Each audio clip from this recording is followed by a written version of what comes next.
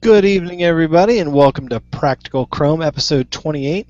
This episode is brought to you by effective-group.com. Do you need a fantastic website that not only looks great on mobiles and tablets, but also gets you selling online? Then the Effective Group is the company for you. Based in the UK, established 15 years, and working across the world, you really are in safe hands with the Effective Group. The Effective Group, making the internet work for you. Be sure to check them out at www.effective-group.com.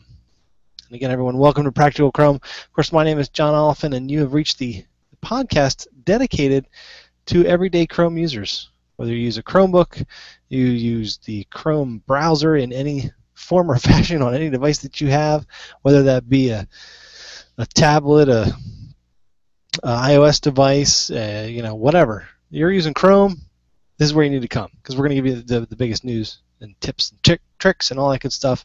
And of course, we are everywhere. We're on YouTube, we're on iTunes, we're an MP3, we're a podcast, we're a videocast. We're here for you every week, also at Tuesday at 10:10. And of course, if you're joining us live, thanks for joining us. Of course, this week on Practical Chrome, episode 28, what we're doing today is we're going to jump into the Google I/O happenings. Last week we did a little bit of a post show. We said, hey, this is what's going to happen. This is what we see on the schedule. Now let's take a look at, this week we're going to take a look at what happened. And of course that's going to be the big keynote, some of the delvings into some of the sessions that came out, and also some of the things that came out, kind of some shadow things that all of a sudden just appeared. We're going to go over those as well. But we want to know, will Android and Chrome OS join hands and sing, or will the merger just be skin deep? What about Chromecast? Did it get some love?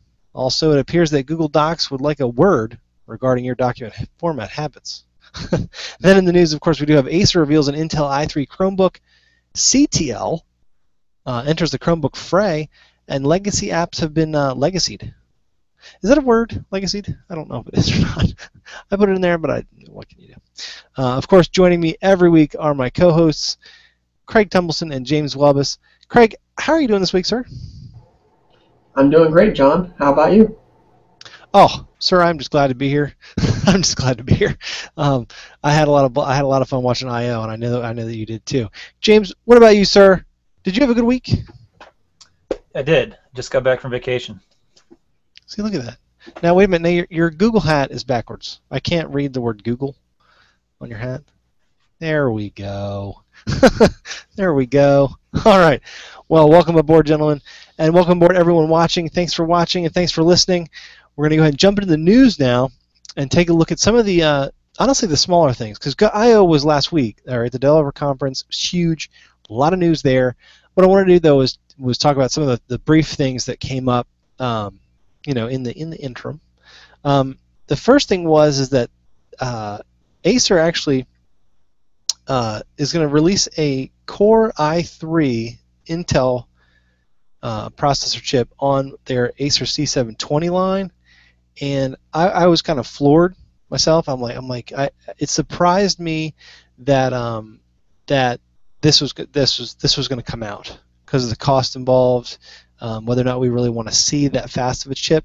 Because of the fact that the Haswell was doing so well, I thought they might stick with a Haswell, but I don't know what the pricing, how that all works out. Craig, what are your thoughts on the fact that Acer is actually going to release an i3 Chromebook coming up here right now? I'm excited. It's, like you said, it's an i3 Chromebook. It has 4 gigs of RAM and a 32 gigabyte solid-state drive. And a price range that's not going to break the bank. It's $349.99, or at least that's the suggested retail price. And for anyone that's been looking for that mid-range Chromebook, that kind of invisible monster that we keep searching for and no one can find, this looks like it might just be the Bigfoot. It might just be it.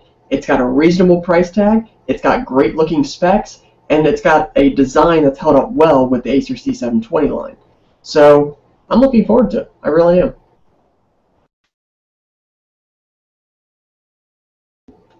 You're still muted, John. See, that's why I'm not good at that. Don't let me mute myself anymore. Keep on doing that. James, I think Craig made a lot of good points that we've been talking about in regard to the C720 line having such a great form factor, but we wanted those extra bits, those extra pieces of hardware. What are you excited about this, or do you think this might be pushing the envelope too much because they added that extra horsepower?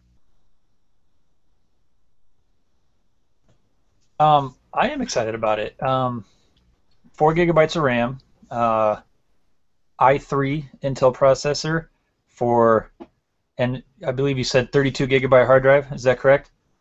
For the same price I pay for my HP 14, heck yeah, I'm excited about it. My HP 14, it's cool. You know, it's got a Haswell. It's 4 gigabytes of RAM. It's been known as the kind of the Chromebook powerhouse, but man, we're talking about an i3 now. I don't know what the battery life is supposed to be like, but you know, it can't be any worse than a HP 11 or my Samsung 550. So I am excited about it. I would expect it to be closer to $400, honestly. So the $350 price tag is pretty exciting for me. I agree. I think price could be a factor, as well as the shoot. I had something in my head and now it's gone. That happens too often, gentlemen. I do think that the price will be a factor for some people, because I don't know. I think the form factor is kind of small, and then the i3, it might be pushing the envelope too much, but beggars can't be choosers, I guess. So that is cool, though. I like that. I do like it. All right, next up, you can now buy CTL and Intel's education Chromebook models. So CTL is this company kind of coming out of the gate, putting out these Intel, or they like designer models, where they kind of just, it seems like they kind of just push these models out a little bit, but they've got some really cool features to them. And that's just this really neat, some of the stuff that they've been able to do. And again, that what we're getting here is the 4 gigabyte RAM. They're giving that to us, but they are also giving us what looks like. And James, I know that you did a little bit of research on this. Is this the Haswell or just the Bay Trail? I think this is that looks like. Well, it can't be a Haswell, because I mean, the model number doesn't match up, but it's also a fanless processor, which makes me think it's probably Bay Trail. For some reason, you would think this would be easier to Google, but I couldn't find a model number on the Bay Trail to try to match it up with this N2930 or whatever the model number is, but all signs point to it being a Bay Trail. It's not quite as fast as a Haswell, and it's fanless, so it's probably Bay Trail.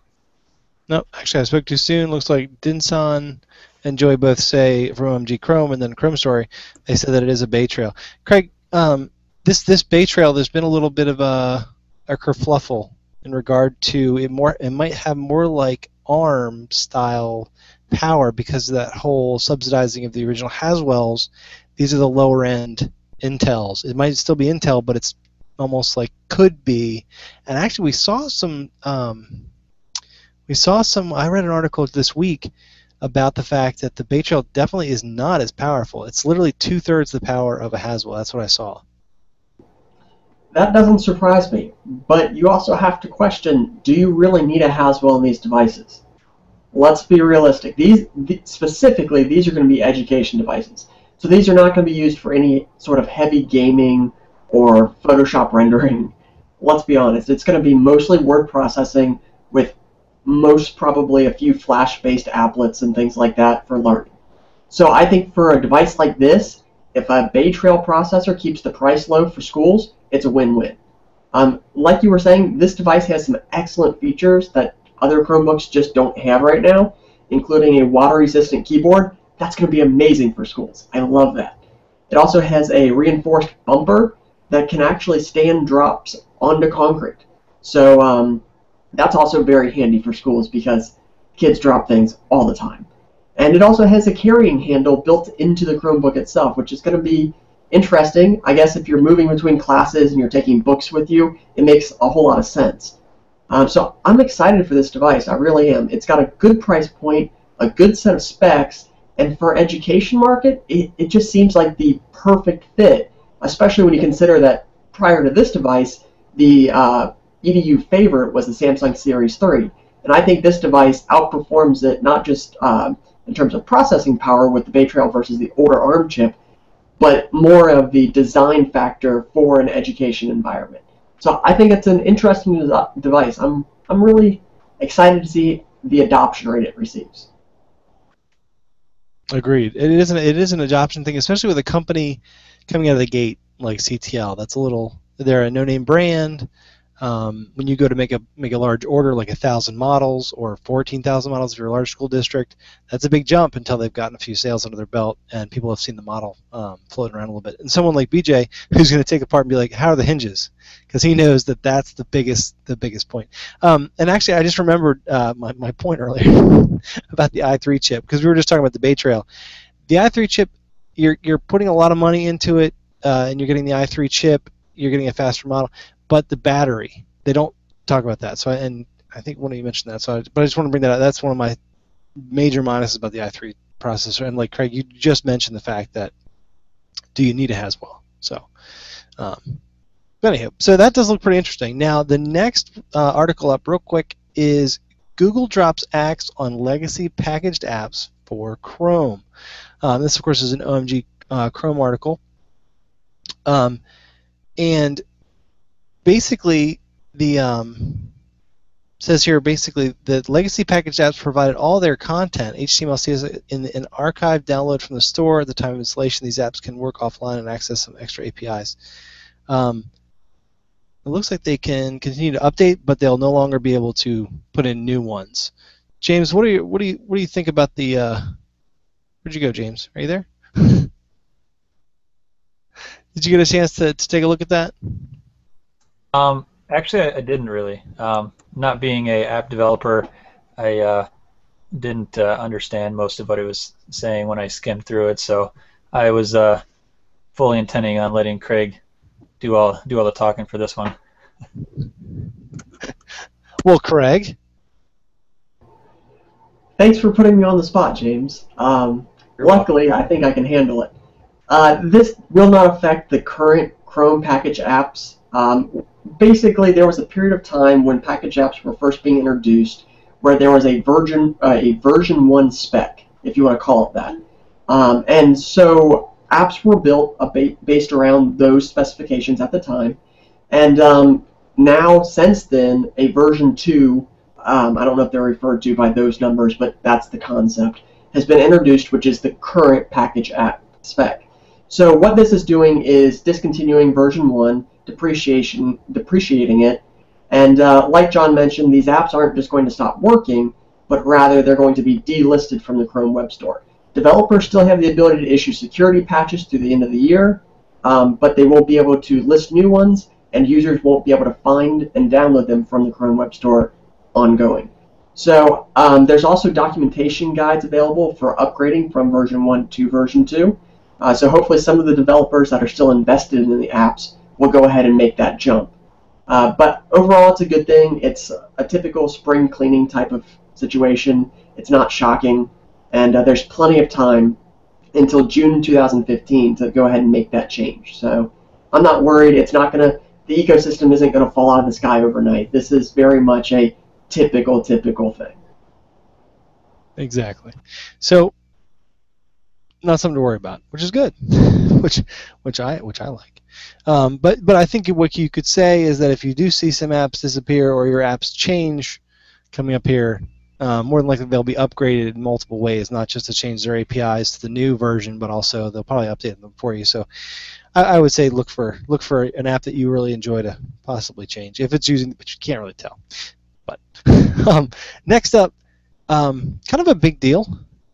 You know, Google's kind of a big deal, and the domain game is kind of a big deal as well, right? So they're getting into the domain game. They're going to start offering domains. It is invite-only beta right now, but now, James, I'm going to throw this one to you because I think you might know a little bit something about some of this stuff, because I know that you host a few of your own websites and have been working with a couple of registrars. What are your thoughts on the fact that Google's getting into this game? I'm excited for it for a lot of reasons, not the least of which being the opportunity to possibly work for Google someday. But that's a long shot. I'm mostly excited because as far as domains and hosting and sort of all the internet stuff goes, there hasn't really been a whole lot of competition in that market, like real innovative competition. There's about 1 billion different places you can go to buy a domain name from, but there's more to that kind of stuff than just being able to buy a domain for cheap. So I'm excited to see someone step up and provide a little competition to like GoDaddy, who currently is the largest domain registrar in the world. I'm excited to see someone step up and provide some real good competition. That I've looked at what some of their plans are, and it all looks pretty good and reasonable. They're talking $12 for a domain name, which is pretty good. That's a pretty typical price for a domain name. They're throwing in free privacy, which is good. There are some companies out there that charge you for that, which makes some people balk. They're like, why would I pay for privacy? Well, some companies do charge for it, so it's good to see GoDaddy, or not GoDaddy, Google not being one of those companies. And looking at some other things, I have seen a little bit of confusion. Somebody said that with Google you'll get 100 emails. You don't get 100 emails. You basically get 100 email forwards, which is different. So just keep that in mind. When I first heard that, I thought, no way are they giving you 100 Google Apps users. They're not. They're just giving you some forwards. But everything about it looks pretty cool. I'm excited to see where they go with it. I'm wondering if they're going to branch into web hosting. I'm certain that they're going to really try to push Google Apps on people who buy a domain. Obviously, the integration between those two things will be seamless. If you buy a domain from Google and you want email, Google Apps will be the obvious choice. But I'm curious to see what else they go into. If they try to go into hosting, to try to come out with another crappy website builder like everybody else's website builder, or what their plans are with this. I agree. Now I think one of the main selling points I think for everyone should be, because I mean I use one registrar myself over and over and over again, and I own multiple sites, but yet I always use Google for my mail, right? And I always link it to that, so that way it's John at practicalchrome.com. It's actually a Gmail account, so then it all wraps into my Google ecosystem. If I can get the words out of my mouth. But what this does do, and Craig, I'm going to throw it to you, it's they're talking about the fact that they're going to do $12 a month, so it's a little bit cheaper than some of the competitors out there, and then they're going to be $12 a year. What's that? That would be quite expensive. Right. $12 a year, not a month. Right, $12 a year. They're not offering hosted yet, but they are offering hosting it. But they are offering, like the to link it with your Google Apps. But this also brings competition to that market, a big competition to lower prices, better service. Well, yes and no. Reading over their little site, it does say that they will, as far as hosting is concerned, they will be partnering with Shopify, Squarespace, Weebly, and Wix for hosting. So you will buy the domain through Google, and it will be linked with one of those partners for hosting. So as James so eloquently put, they won't be building a new crappy website builder. They will be leveraging existing crappy website builders. But regardless, I don't think this is competition in the domain space. I really don't. Namecheap is going to win every time. Name.com is going to win every time. And GoDaddy is going to win enough the time to still be present, but we all hate them for it. So I don't think it's going to be innovative or anything like that for the domain space. But here's where I think it gets a little disruptive, and here's where I think was a genius move by Google.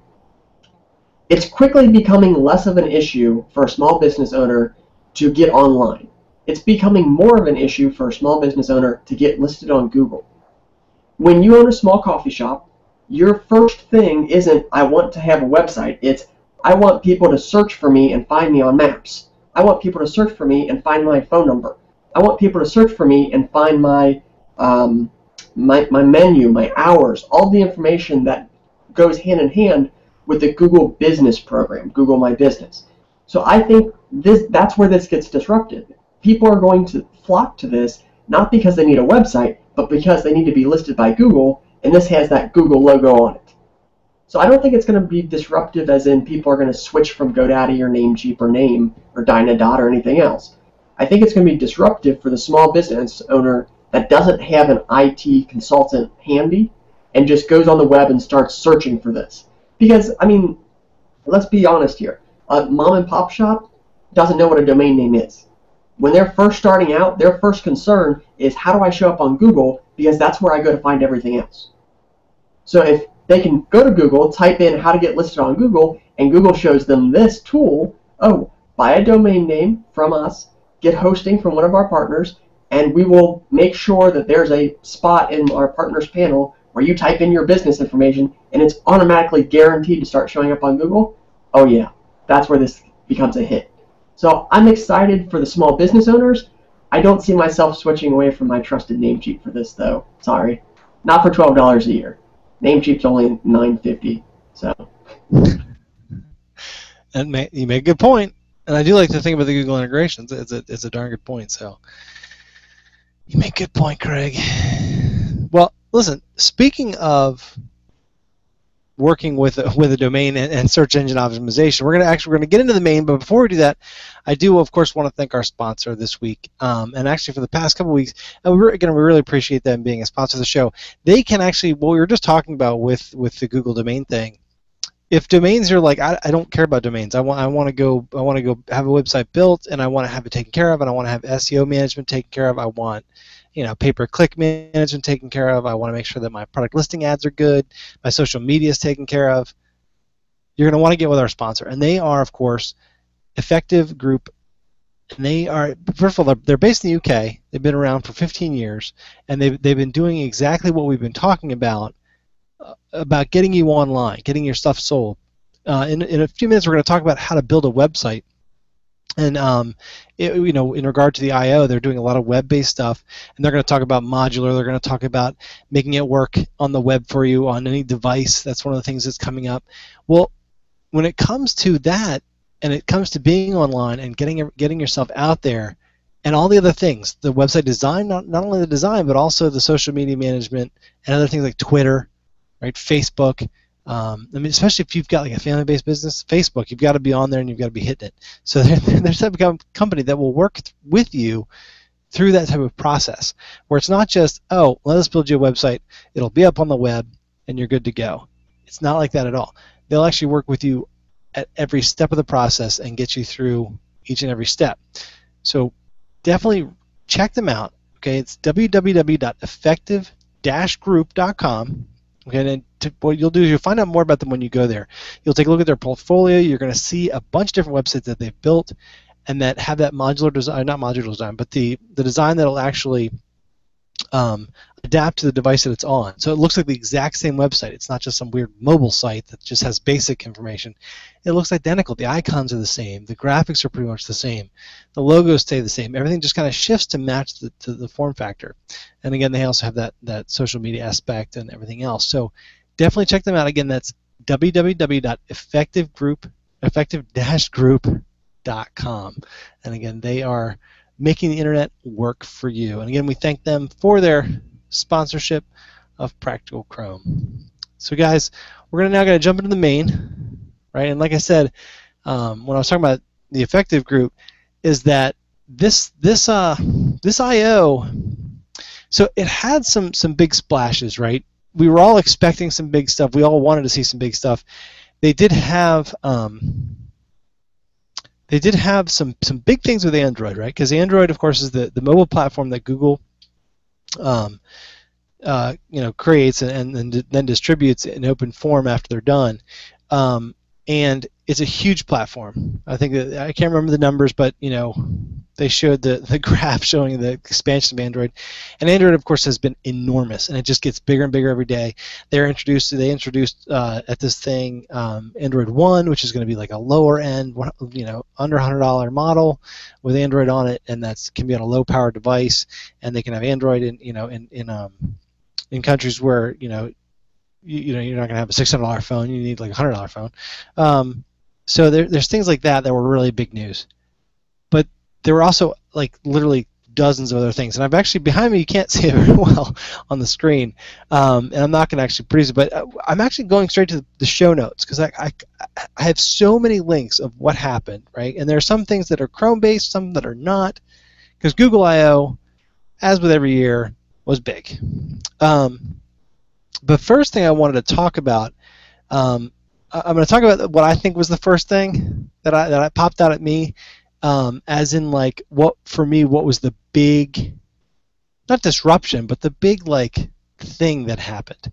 The next article that we're going to talk about was big too, but there's more of an argument about that, about how it's going to work than what it's doing. But the first thing was material design, right? And I put Polymer in there as well. And I kind of wanted to start off with the material design. Now, material design, Polymer is going to be a side note here, but material design is going to be the design of how things are going to look on not only Android, but also on Chrome OS, right? And that, to me, I was like, that pops. That makes me stand up and go, what did you just say? Right? When the guy's talking about what's going to be changing, what's coming down the road, what do they mean? And they even had the guy that came up with the concept, and of course I don't have names. I should, but I don't. I'm terrible.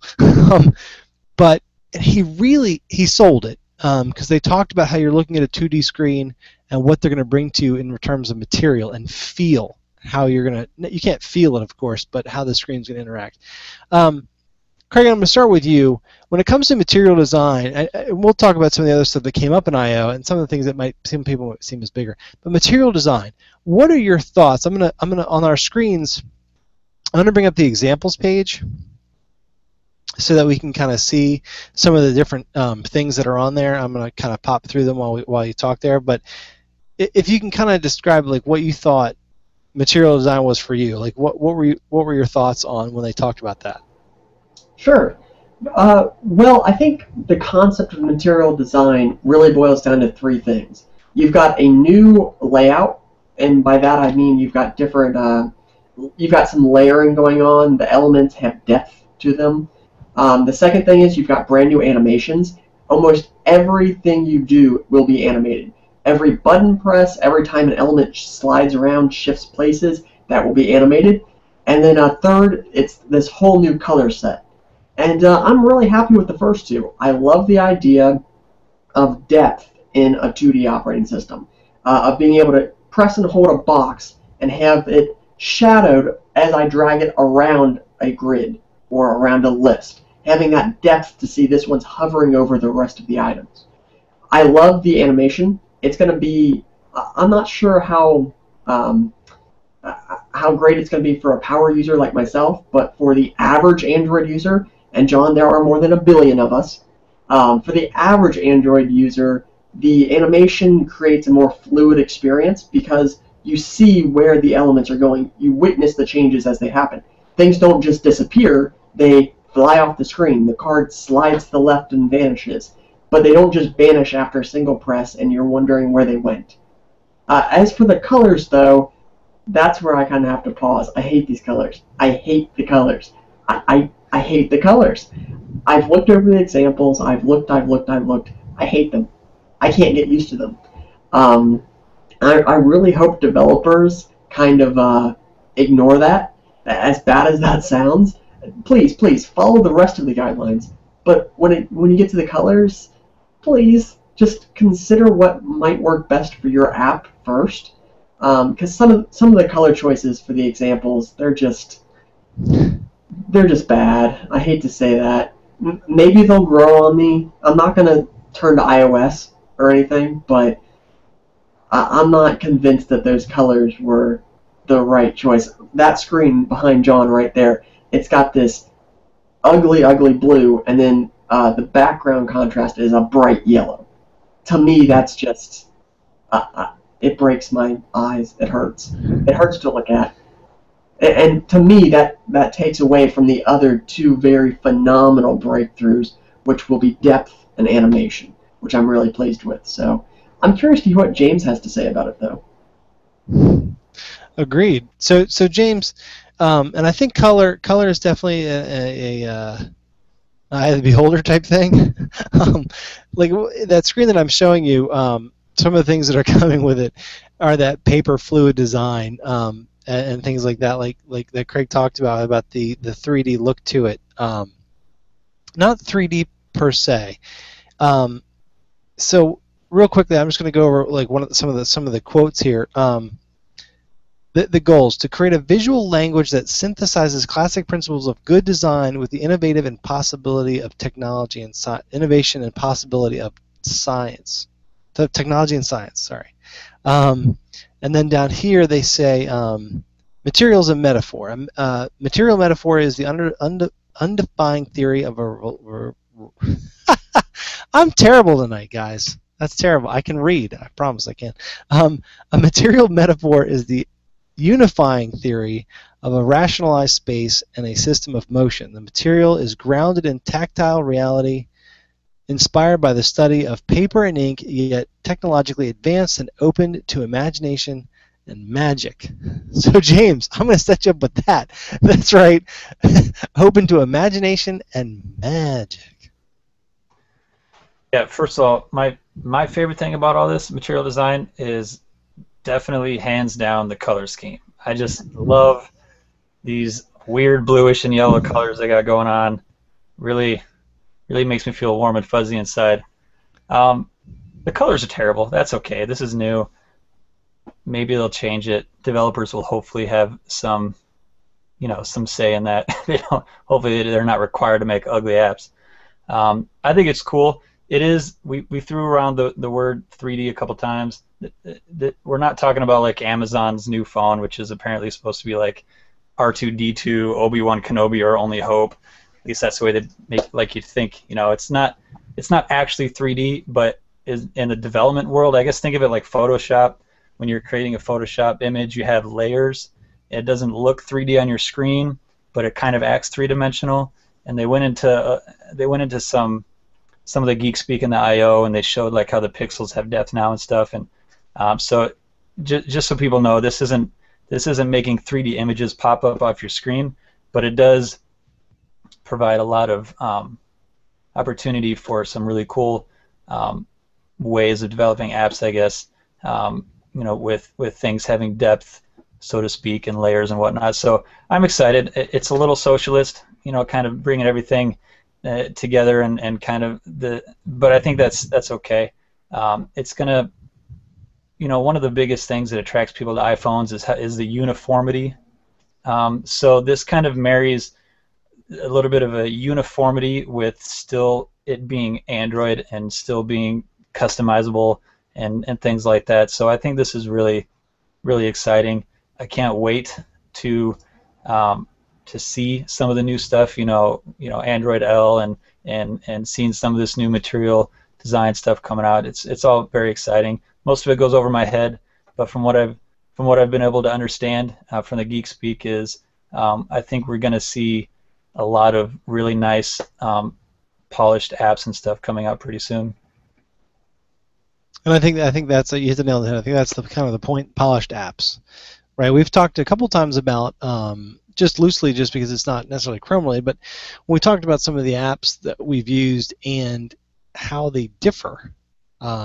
You'll use one Android app and then another Android app, and they're all using some other type of settings functionality or something like that, where you have to slide from the right or slide from the left, or one has a hamburger menu and somebody else has the settings gear, right? So you've got these different ways of doing things in each app, and so this does bring a little bit of uniformity.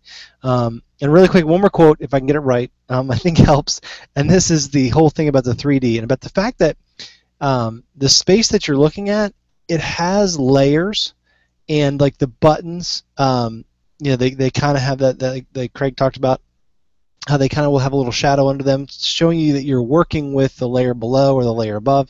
So it's kind of like letting you have the app be, a layered structure of things that are happening, so that your mind can understand what's happening on the screen. I think that's kind of where they go. And the quote is, dimensionality affords interaction. The fundamentals of light, surface, and movement are key to conveying how objects interact. Realistic lighting shows seams, divides space, and indicates moving parts.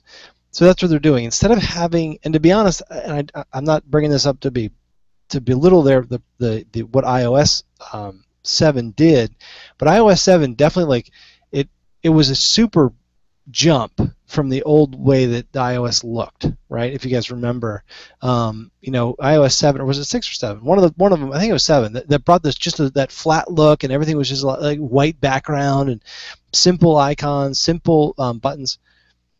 What Google looks like they've done is that they've taken that aspect of that type of flatness, and they've added just some simple little layers to show you where things are in relation to each other inside the app. So I just think it's interesting.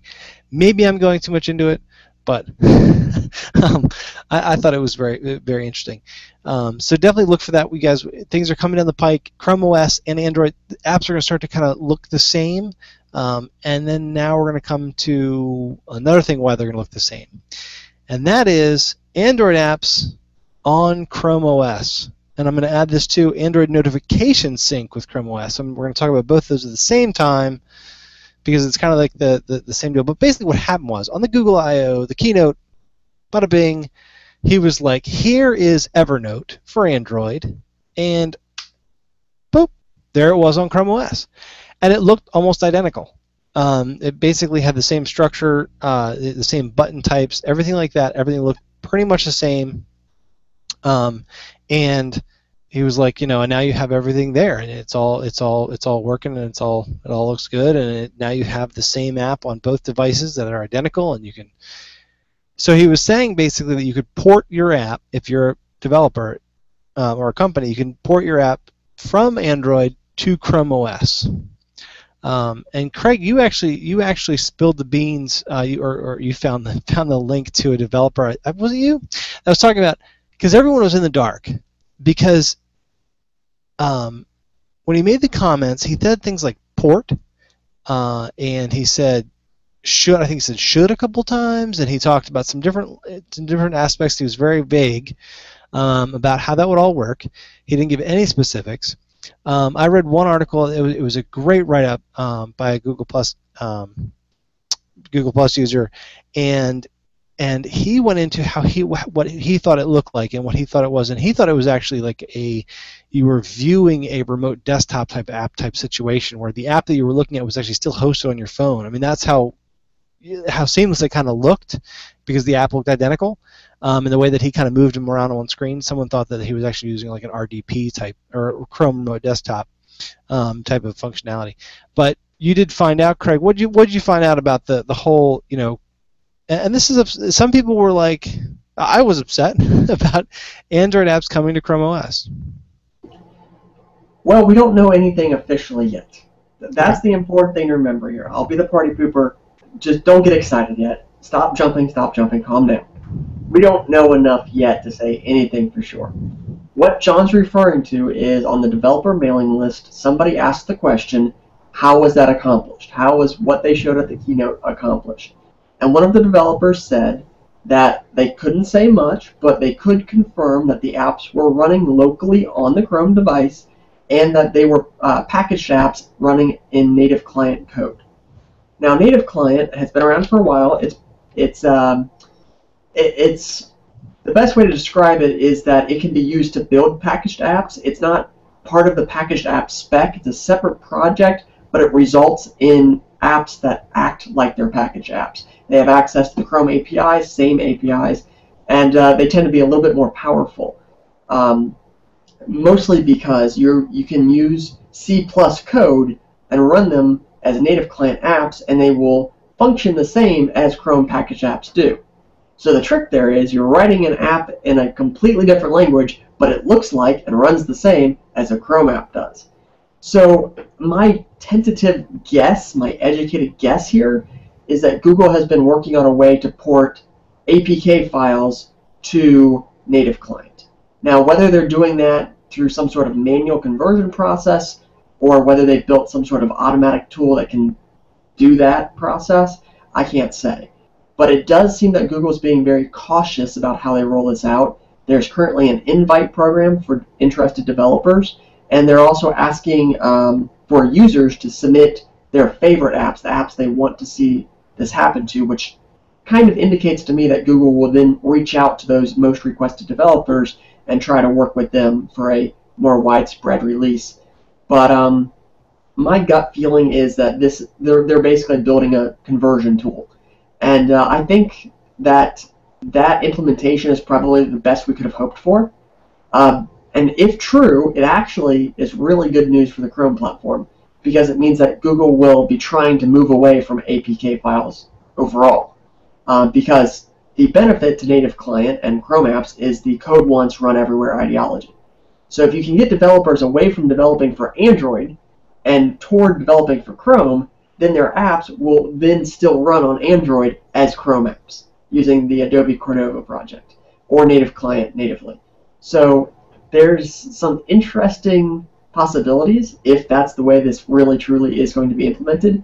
But the biggest benefit for the end user would be a single app that runs everywhere. And that's kind of the ultimate future, because if that app can sync the same way across all the platforms, maybe there should only be one app store. I don't know. That might make sense, Google. That might make some sense. So it seems like this is going to be an interesting transition stage, but I'm not going to say anything officially until I've read the documentation, and I think that's probably a few months off. So don't get too excited, but it's good news. It's good news.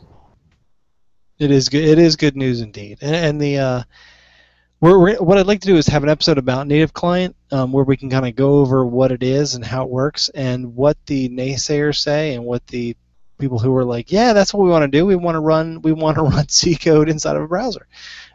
So we'll definitely bring that up again. But native client does appear to be the way that it's going now. James, I want to bring this up to you as well, but I also want to bring up the notifications piece. Because you use Pushbullet, I use the Motorola Assist, which does the same thing, that allows me to have the notifications now, not on my Chromebook, but it has the notifications on my Windows machines. But what are your thoughts a little bit about the fact that they're bringing the Android apps over to Chrome OS, and then also the fact that they're actually going to integrate now to show you things like battery life on your Android device if you've got them synced. They're going to do that whole like unlock your Chrome device with it, with your phone. They really are, merging the two in that sense as well. What are your thoughts on that whole convergence of the Android and the Chrome OS? Some of it's kind of cool. I was pretty excited at first when I heard the idea of Android apps working on Chrome, and I immediately opened my phone and started looking for apps that I would want to see on Chrome, and I couldn't find one. Like none of them I looked at and thought, oh, that'd be cool if this was on Chrome. So, and any app that I might think that, there's already a Chrome version, and I just don't know really how much I would benefit if, say, Pushbullet was just one app that worked on my phone and Chrome, as opposed to an Android app and a Chrome app that syncs with each other perfectly. I'm not sure where I would benefit. I think maybe it would benefit developers being able to just develop one app instead of two. I was a little excited at first, started to think about it, became less excited. I'm really not looking forward to having to disable desktop notifications again. Those are incredibly annoying. When I'm trying to be productive, I don't need my computer telling me every time I get a text or a Hangout message or an app in my App Store updates on my phone. That's particularly annoying to get on my computer. Like I care that Gmail just updated on my phone. So I personally have that turned off, but I do, because like you said, I use Pushbullet. I have notifications turned off, but I do know that there are others out there who use that. So it's nice to see some of these features that would become more native and not have to involve third-party apps. I do like the battery indication. I use Mighty Text for syncing text messages to my computer, and Mighty Text integrates with Gmail. And when I'm looking at Gmail, I can see what the battery status is on my phone. So that's kind of neat. I can look at it, I'm in Gmail, and I'm like, oh crap, I should plug my phone in. It's only at 42% right now. And then I go plug it in. So some of these things would be cool if it was a little more native. like the Motorola Assist. I used the Moto X for a couple weeks, and that Assist was pretty cool because it kind of brought some of those features all into one. But honestly, I'm just not quite as excited about all this as I was in the beginning. I'm not exactly sure how much I'm going to personally benefit from this integration.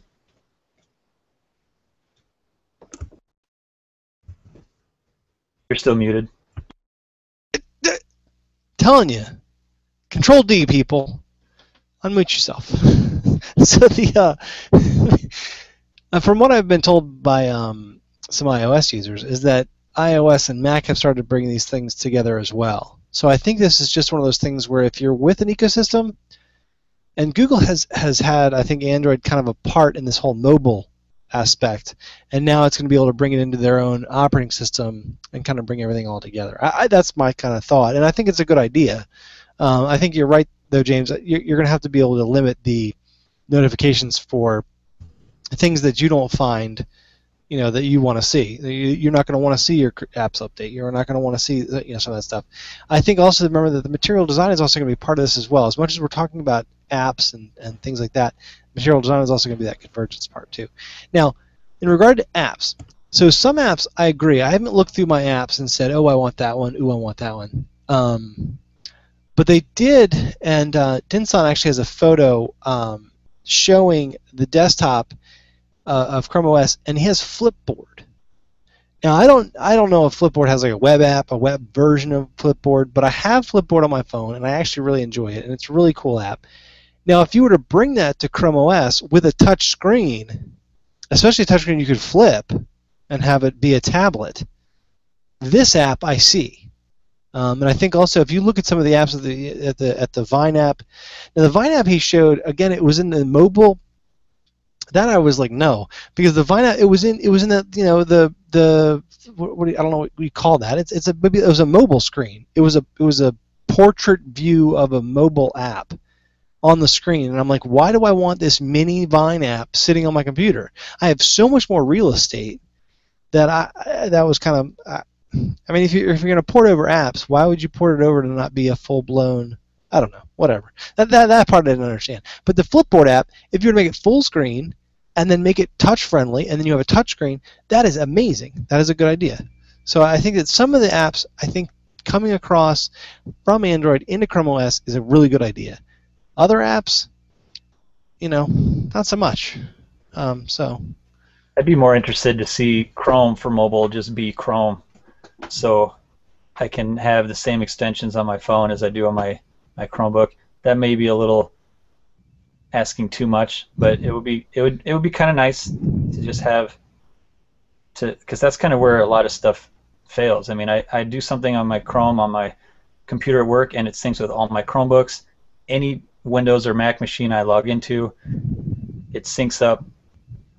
But my phone is different. If there's no Android app to do whatever my Chrome extension does, I'm kind of out of luck. So that's what I'd be more interested in, is seeing Chrome on mobile developed to be a little bit more like Chrome on a desktop. But that might be asking too much. I don't know stuff about things, so I just want stuff. I got you. Well, speaking of wanting things, the next up on the list, and I'm just going to flow through this really quickly, that was the Chrome Dev Editor, formerly known as Spark. We've talked about this a couple times. From a developer standpoint, from my standpoint, I wanted to see this really badly. I'm going to minimize all this stuff here real quick, and I'm going to see if it'll come up while we're live here. Let me see if I can bring it up. That's not it. Hold on one second. I just want to see. So it's a developer preview. But it's pretty slick, and it could, to be honest, crash. No, it's good. Okay, good.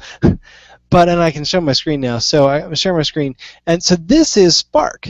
Okay, this is just really quickly. This is an app. It's a Chrome packaged app, and it allows you to work with your applications, and even in a project folder type base. So you can see I'm clicking here. That's my project.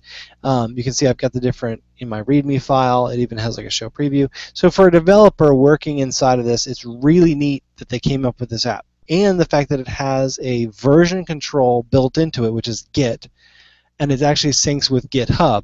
So I can actually push a change that I made to a file. If I change this file, it'll know that it's been changed, and then I can then push it up to the server and say, I changed this file, check it out, it's all good to go. And I can basically develop a Chrome app here on my computer. I can actually launch it. If I right-click it and say Run, this is a Chrome packaged app. There it is. This is the packaged app that came up when I click that button to run, and see I can reshape the window and all that good stuff. So that's really cool to me, is that they now have an editor available, and you can see the code's actually, it does autocomplete. It's got the syntax highlighting. It's got a lot of the features that you'd like to see in a developer app. Is it missing some stuff? Yeah, it is. It's a developer preview.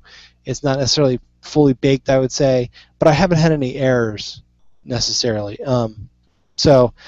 Craig Names, I don't know if you've had a chance to download it or look at it, but I was pretty excited in regard to this app and how it worked, and the fact that it just kind of came out of nowhere. I thought that was really, really cool. Craig, what have you had a chance to look at that at all?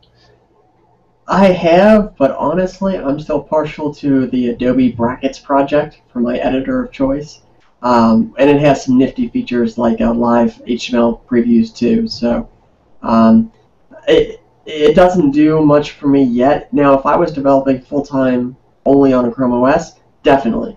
It sounds perfect. I've used it. I've played with it a little bit.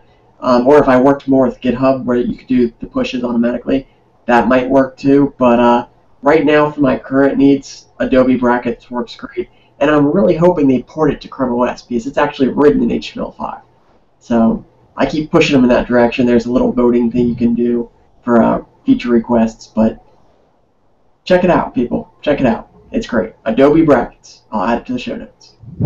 You got it. You got it. And James, have you had a chance to crack it open? Take a look at it? I have not. Given my coding abilities, right now Notepad meets all my needs. So I have made a mental note to learn JavaScript someday. But as of right now, I wouldn't know what to do with that app if I downloaded it, so I have not played with it yet. Well, I can tell you this. We've talked about using things like Shift Edit in the past for like looking at, and you have a Markdown editor that you use. This will do simple Markdown as well. That's kind of one of the things I showed you in that one screenshot, was when I go to my README file, that's a Markdown, and it has that preview and edit. So this is the edit, and then this is the preview. If you can see my screen right now, there's a button to switch back and forth. So there's something that you can do, and then if you're editing your HTML, now remember, you can also, on a Chromebook, when you can't actually set a project folder to your download folder. You have to set your project folder inside your Google Docs, your Drive folder. So that way, when we talked about being able to edit HTML online and then view it on Google Drive, you could do this now live with the app. So that's just another. So you could actually use it. Look, there's a lot of great apps out there to edit stuff, but this to me, I was just very excited about that. And it also does Dart as well. I don't believe it works for ARM chips. But if you're working on a Windows machine or a Linux machine and you've got the all the Dart stuff, set up the SDK, then you can also do Dart stuff as well. Let's see here. I just want to make sure. I can't remember. I don't think it works well on ARM yet. But anywho, so cool stuff, right? I like it. Next up. Except if I can find all my notes here. This was a big episode, guys. Oh, there's Adobe Brackets. Thanks, Greg. So the new Drive, right? That was another big thing that came out. Another big thing was, really quickly, because we've got tons. I've got a lot of links in there. Definitely check them out. Got a link in there about Android One, Google Play Store for EDU. And then right now I wanted to go over Chromecast, and then we're going to do Docs and Drive real quick, and then we'll end on that, because there was just a lot of stuff. But I've got a lot of great links. The new Android L preview shows the buttons at the bottom, and instead of the forward, back, and home buttons like that you see here, or the app buttons like that, see that? Instead, they used the PlayStation triangle, circle, and square. I was like, that's like I'm on a PlayStation. So that was funny. But so I've got that in there, and then also the Android TV. So there's a lot of stuff happening at Google I/O. So definitely check out our show notes. They're actually live today. The show notes are already live, so you can head over to this episode's show notes. You just go to the show page and then scroll down, and you've got all the show notes there.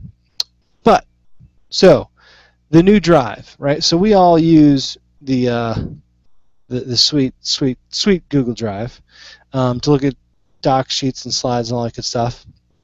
So there were two things that happened. One of I think was that they're going to do a little bit of they're going to start using that new design, right? So they got the modular material design, as well as they're also allowing you to open a Word file, edit it, and then save it back as a Word file. James, or let's go, Craig. I think it was James. I can hit you last. Craig, what are your thoughts on the fact that and I think they're actually going to depreciate Quickoffice as well? Quickoffice, the Android app will disappear. That's my understanding. Quickoffice, the Chrome extension, is actually being rebranded as Office Editor for Chrome. So the app itself won't disappear, but the icon will change and the name will change. So what's the difference? But the core basis, it remains, John. It remains. I don't know. I haven't played with the Android apps. I'll be honest. I haven't had time. But the Chrome app I've worked with pretty extensively over the past few days, and I like the changes. Very few changes besides the name and the icon. You can now it shows you if you're in offline compatibility mode. You can do a conversion straight from viewing the document, so you don't have to upload it to Drive and then do the conversion there. It's a drop-down menu. You just hit convert, converts it to a Google Doc. That was extremely handy. I don't really know what Google's strategy here is. I understand the idea of making it easier to kind of seamlessly switch between file formats, but that's kind of a lofty goal. I don't know if it's... I mean, it could be 5 years and they could still be trying to reach that. Because I don't know what Microsoft's doing with their 365 and everything else, but I think at this point they might just be purposely changing things year to year just to keep everybody else from catching up. I mean, let's be honest. We've got LibreOffice, OpenOffice, Google Docs, TeamLab. There's plenty of online office editors, and they are all struggling with compatibility. And I think some of it might be self-served compatibility problems. I really do. So shouldn't we just have an open standard at this point? It's like that XKCD comic where it's like, there are 5 different competing standards. We should make one that just rules them all. 6 months later, there are 6 competing open standards. That's the situation we're in. It really is. There is not one standard to rule them all, and until we get there, we're going to be lost. And heads up, it's not PDF. PDF doesn't end up being the file format that rules them all, because you can't edit them without specialized tools. So we'll get there. It's a step in the right direction. I'm happy to see them improving their products, but I think it's kind of a cat and mouse game. I'm with you, James. What are your thoughts on the fact that they are doing this integration piece, but yet even someone with the chops of Microsoft with their own product is having difficulty taking a desktop version and converting it up in the web. So now you have Google saying, we got this. Yeah, we'll see. We'll see if they got this. It is quite frustrating that Word Online cannot properly render Microsoft Word documents. It's frustrating that Google Docs can't do it, but it's stupid frustrating that Microsoft Word Online can't do it. I don't care who does it, honestly. I just hope someone does it. It would be nice if it was Drive, because I use it. I just wish that somebody could figure out how to render a Word document correctly in my browser. TeamLab claims to have been able to do this. They've told me that a couple documents that Google and Microsoft couldn't render are going to be renderable by TeamLab's newest update. Still waiting for that update, so I don't know if that's true or not, but they claim it. So if they pull that off, there's no reason why Google can't pull it off too. and they made it sound like it was really easy. I sent them a document. They said, "Oh yeah, we looked at it, and it was something about the tables the way they were lying, and that's why it didn't render properly." So I'm like, okay, if it took you 4 seconds looking at the document to figure out how to render it, what's Google's problem? So I'm not getting my hopes up, but it's exciting to imagine that maybe we're getting closer to almost an open standard, so to speak. But that'll probably change as soon as Office 2015 comes out, and then nobody will be able to render them anymore. So that's kind of frustrating, but we'll see. Anything's better than Office 365. I'll just say that. Okay. Okay. Well, there you go. Well, so now that we've been talking about Chrome OS, Android, we've talked about all that good stuff. What about the Chromecast? So this little device, this little dongle that fits on the back of our TVs, has been broadcasting our awesome YouTube videos, our great Netflix videos, our Hulu videos. It's been doing some neat stuff. We've got some really cute little games out there, and I say cute just because I'm, being mean to the fact that some of the apps out there aren't that all that great. But here we go, Chromecast, getting a lot of love actually in regard to some of the things that are coming out for it. Some of the new features that are coming out. One thing is that the Wi-Fi free casting. So that means that you don't actually have to be on the same network. You just have to have the network key to that, or the key to that device to tell it to do something, and you would actually do this from your phone. It would use the mobile web or the mobile data to then sync with the Chromecast and tell it what to do. You've also got the backdrop, which is I believe where you would be able to push like your own videos and stuff like that to the wallpaper type thing, and then of course Android mirroring, which is also pretty cool. But of course that does require a certain model currently, things like that, and also it's using a new standard from what I understand. So now James, I know that you're big on the Chromecast. So what's going on with Chromecast and I/O? How big was the I made that joke about the puny apps, but it's just because I still haven't got my working yet. I still don't have any routers, so I can't get my Chromecast working. But James, what are your thoughts on Chromecast? This is definitely exciting. I think Chromecast has a lot of potential, particularly in gaming. If they could just get this lag to go away that seems to exist on everything except natively cast things, I think gaming could be really fun. You could almost have like a Nintendo Wii, Xbox Connect type experience with the Chromecast games. Android mirroring is also kind of exciting. I think Kush has an app called Allcast that works sometimes, from what I hear, so that's cool. It would be nice if it would just work natively, so it's exciting to hear them talking about that. The being able to operate it without being connected to Wi-Fi is awesome, and I'm not sure why it wasn't just like that out of the gate. Something, NFC, Bluetooth, something. From what I heard, they're going to use ultrasonic sound waves to connect to the Chromecast, so why the heck not, right? That's cool. Your TV will blast out a sound that only your phone can hear, and then that'll connect it up. Whatever. It works apparently, and it's really cool because, and this is stupid, this is all on me, but I come home all the time and I open my phone and I'm going to watch Netflix, and I open Netflix and the cast button doesn't show up, and I'm like, why is this not working? And then I realize, because you haven't connected your phone to Wi-Fi yet, you dummy. And I swear every day I do that. I've owned this thing for a long time, and every day I forget to turn Wi-Fi on. So it would be cool if I could just use it without my phone having to be connected to Wi-Fi, but that's just me being stupid. So these are some very exciting things that I'm definitely looking forward to seeing. They've also talked about, I don't know if this was brought up in I/O, but I don't think it was. They're talking about a better tab casting experience coming soonish. That would also be good. I've had good and bad experiences with that. I tab casted the Super Bowl last year, and that was watchable. It wasn't the best quality, but it was watchable. I tried to tabcast some World Cup the other day, and it wasn't watchable. The lag was so bad that I just stopped and I just watched it on the 11-inch Chromebook screen. So better tabcasting experience would be amazing to see, because that opens up, if I can cast my tab, I can cast anything that I go to on my computer. So if I can do that without lag, that'd be awesome. There you go. Craig, what about you, sir?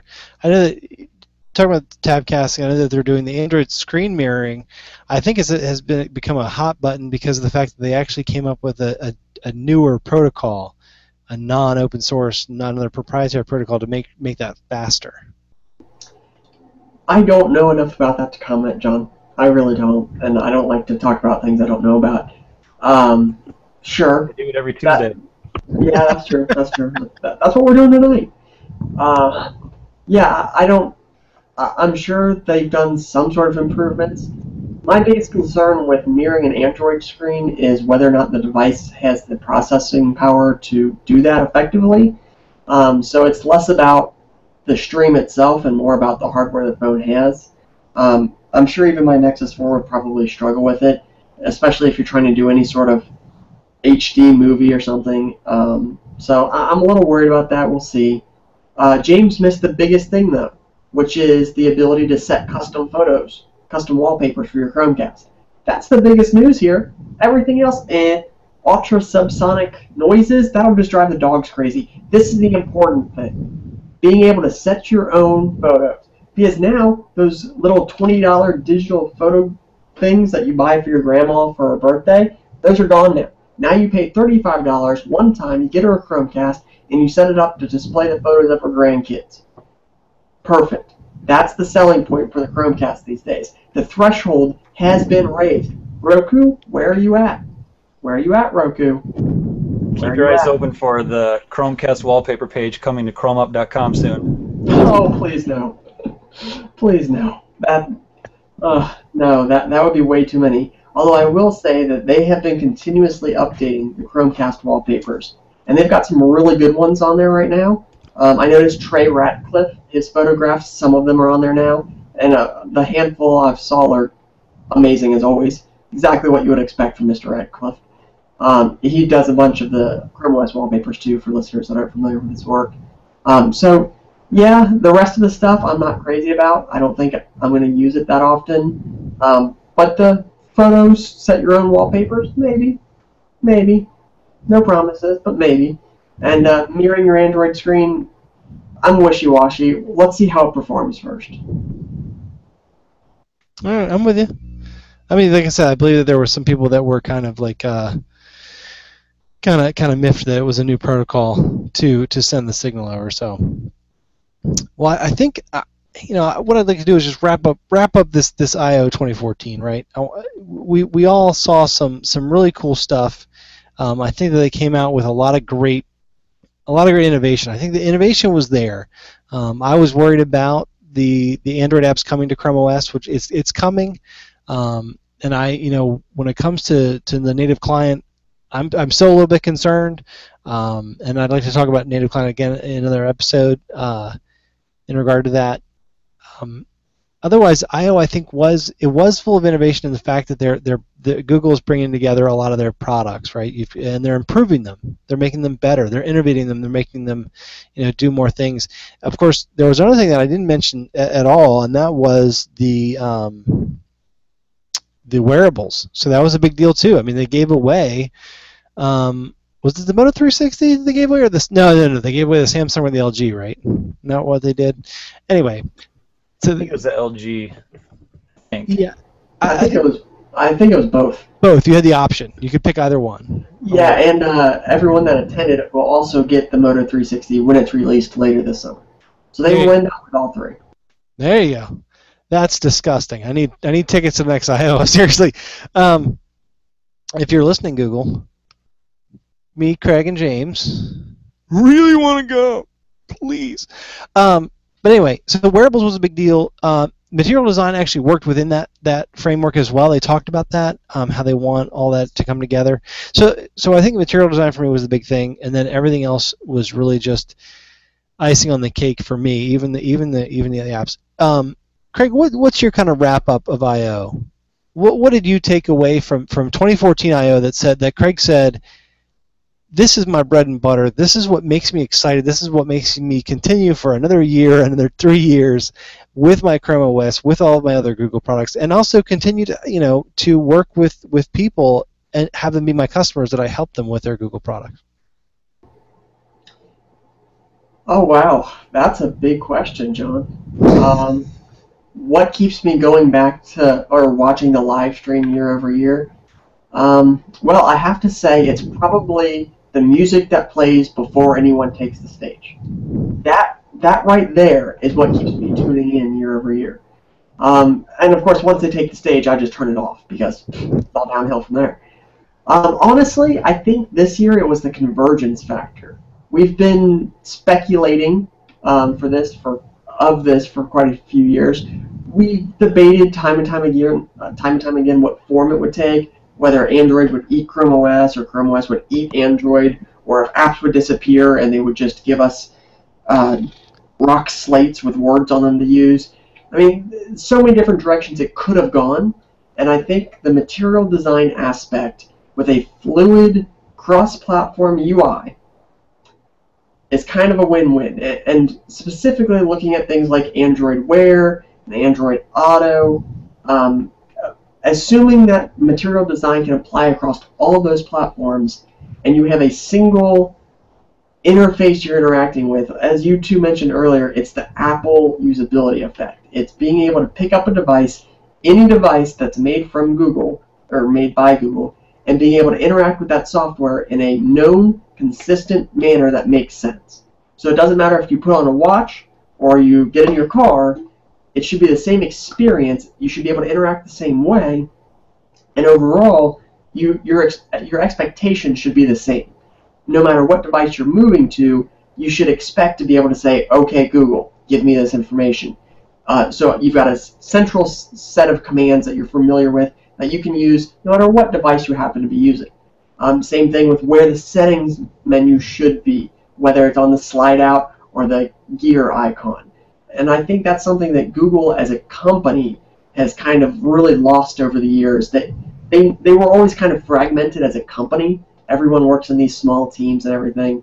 So I'm just kind of glad to see a unification of the brand, of the experience, and I'm looking forward to how it plays out. Hopefully they'll change the colors, but I'm looking forward to how it plays out. There you go. Craig's all about the colors. Change them, Google, please. No, I'm with you. I think material design was the big thing for me. James, what about you, sir? What about Google I/O kind of drew you in and had you? What was the first sentence when someone said, "How's it going, James?" and you were there? Oh, when that I/O thing happening? What was the first sentence out of your mouth to someone when they walked up to you when they wanted to know what you thought of I/O or what your first comment was?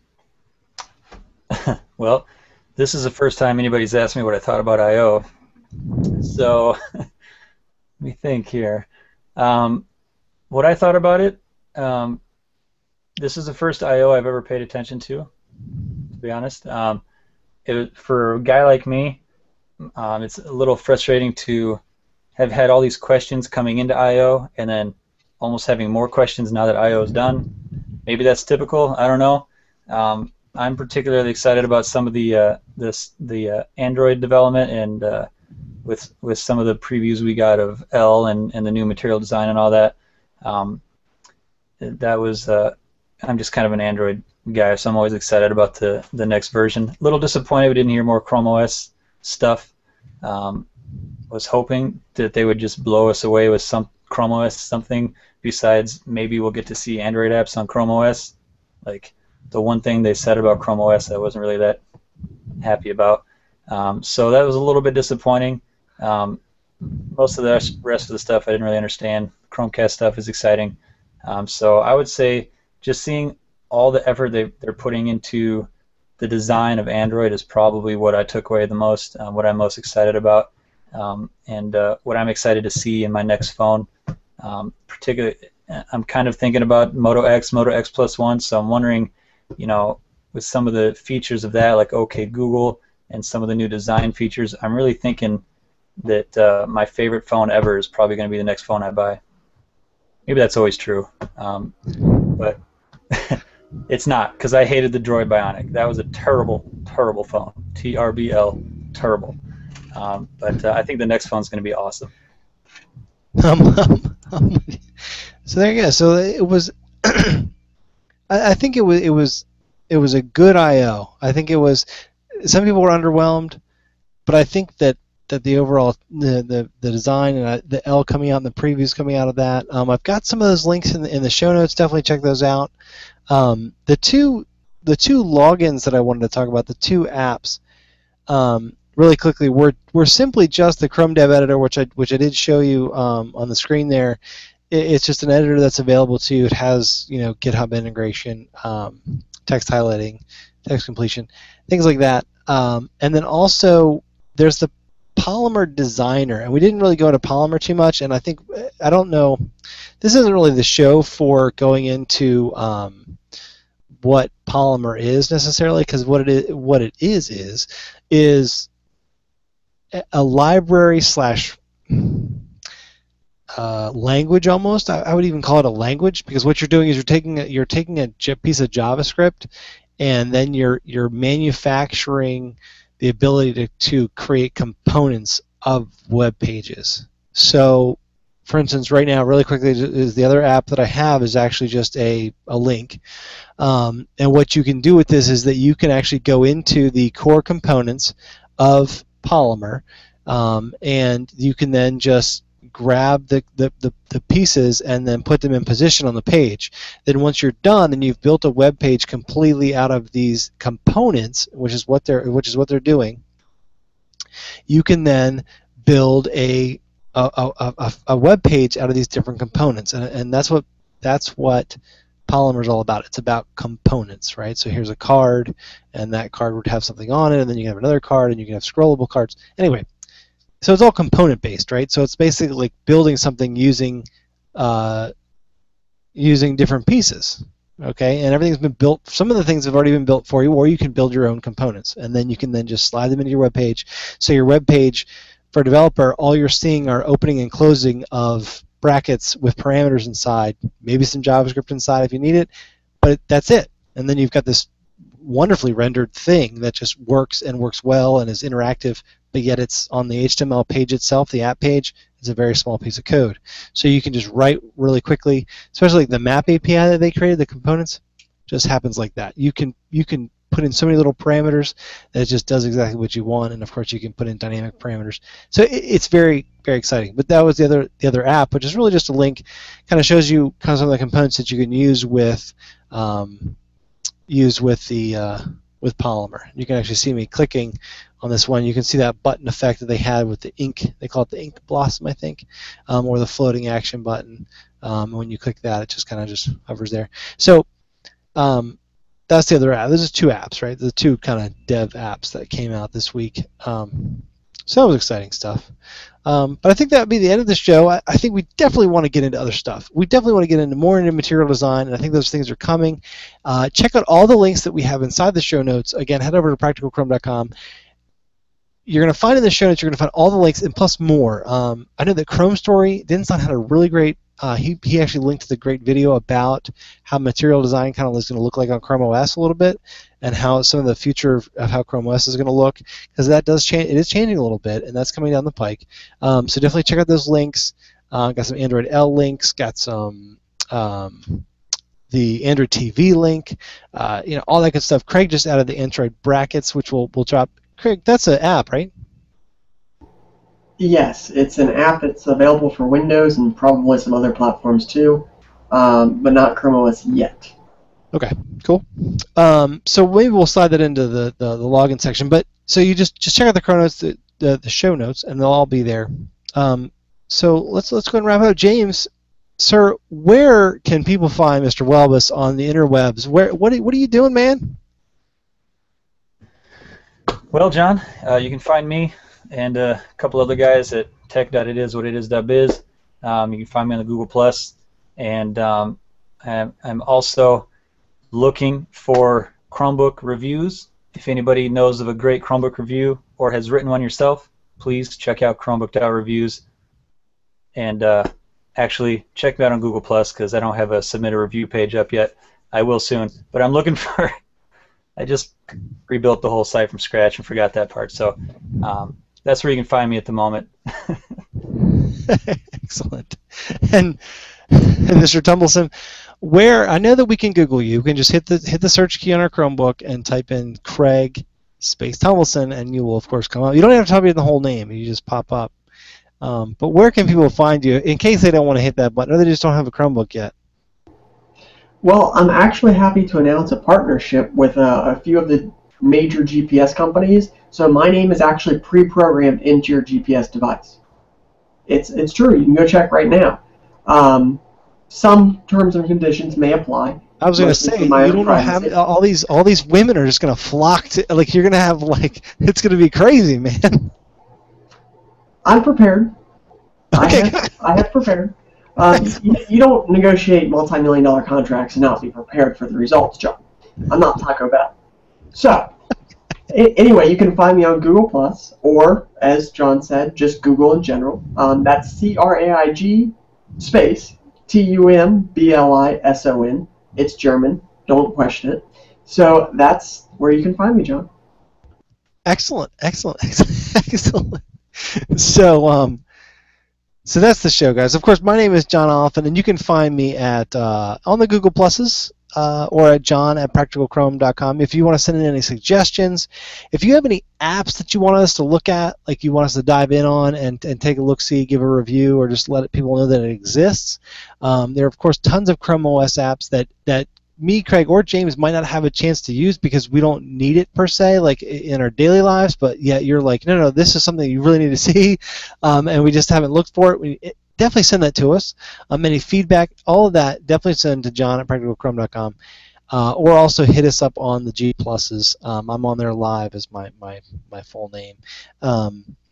And then, of course, just I do my Practical Chrome thing. It's practicalchrome.com, as well as in regard to development. My thought is I'd like to get a podcast app built out of HTML5. That's what I'd like to do, to be honest. And I'd like to do that on my Chromebook. And I'd like, if anyone would like to help, I'm gonna be working on. I've come up with a brief name. So I'm putting this out there, right? Is that using the Chrome Dev Editor and the packaged app system, I'd like to build a Chrome packaged app that will do podcasts. Now, just real quick, because I'm putting it out there, this app wouldn't be necessarily like the Practical Chrome app. What I want it to be is one, it's going to be open source, and that someone who has a network of shows or someone that has a show can easily brand this thing and then put it on the Chrome store. So that way, if you have a podcast, you can then just be like, oh yeah, they've got these prepackaged apps built. When someone searches the Chrome store, they'll see my name, they'll get my app, and then whenever they open it, then they can have all my podcasts that they want to listen to. So if they have a network, all their shows will be listed, and then they can sell their whole network on the one app. Again, so that's kind of my goal. And then, of course, there would be just one app that would do everything that your podcasting apps do, but it would all be based in HTML5, no native, and all that good stuff. But so that's just my thought. If you're interested, definitely hit me up on G+ or at John at Practical Chrome. If you're thinking about something that you might want to do to develop with me, you let me know. Again, it's going to be all open source, so that's cool. So that's what I'm doing. That's me. But again, everyone, thank you again for watching Practical Chrome, the show dedicated to everyday Chrome users. And of course, you can find us on the G+ at Practical Chrome. You can find us on YouTube at Practical Chrome. You can find us everywhere, right? I throw this media everywhere it can stick, right? You get video, you get audio, you get everything. Of course, every night, Tuesday at 10:10 is where we come together and we give you all this information. That will always be live. Just check out the G+ page or check out the website, and there will be a live link to the show that Tuesday at 10:10. And again, everyone, thank you so much. Of course, thank our sponsor, effective-group.com for sponsoring us over the last few weeks. We really appreciate it. And otherwise, that's it, guys. I hope you guys have a good rest of the week. They're waving bye on an audio show. Bye. Bye. Bye.